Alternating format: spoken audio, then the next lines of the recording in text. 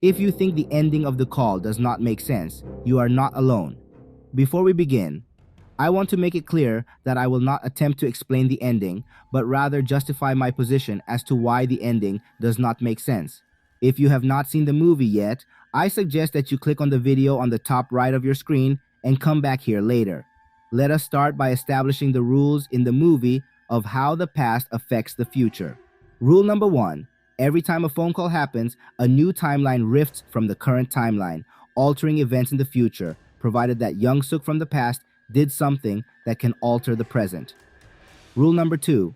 Whenever the past changes the future, the memory of Seo Yeon does not change. She recalls everything, even if the past and present have been changed. Rule number 3. Two events are happening at the same time. These are the events in 1999, the time when Young Suk is alive, and 2019, the present time of Seo Yeon. I want to start at the time Young Suk in the past killed the father in 1999. When she does this, Mr. Kim disappears in the car, and Soo Yeon wakes up in the tunnel, still an adult. She runs back to her house and finds that it is dilapidated. This is justified. In this timeline, Young Suk still gets caught and goes to jail. Therefore, this young Soo Yeon grows up and becomes an adult. The young Soo Yeon and her mother do not buy the house, and therefore, they do not live in it. It is why when Soo Yeon goes back to this house, it is dilapidated. No one has lived here for so long. Since Young Suk was arrested, the young Soo Yeon was freed from the basement. She grows old, and that is why she is here in the present as an adult. The problem begins when Young Suk finds the evidence. After burning the knife, Soo Yeon finds herself in the same house, and Young Suk lives here. She is a serial killer and puts body parts in refrigerators. If this is the situation, where both Young Suk and Soo Yeon are alive as adults in 2019, it means that Young Suk never gets arrested. They never found Mr. Kim's body. Mommy and young Soo Yeon did not buy the house, and it is why Young Suk still lives here. Why is this a problem?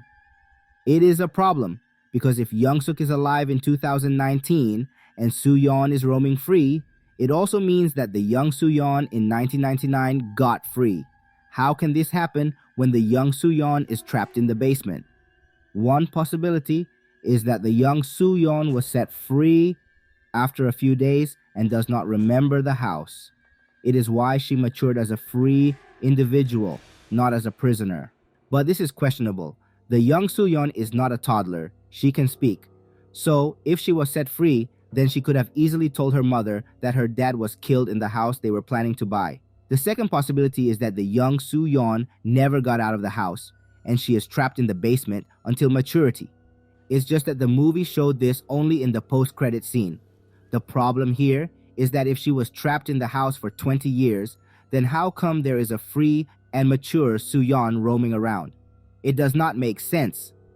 Next problem. If Young Suk is alive in 2019, how did she survive if she was killed in 1999 after being pushed by Soo Yeon's mom from the second floor? If she died and the mother survived, then the present Young Suk should never exist talking to the 1999 Young Suk. Now, if 1999 Young Suk survived the fight, woke up, and killed the mother, then the mother should not have been in this cemetery. In addition, if 1999 Young Suk survived the fight, Soo Yeon should not have woken up here, roaming around the house. She should have been stuck in the basement. My overall take is that the director should have wrapped it up with only one ending. Either the mother survived the fall and Young Suk died, or they should have stuck with Soo Yeon trapped in the basement for 20 years.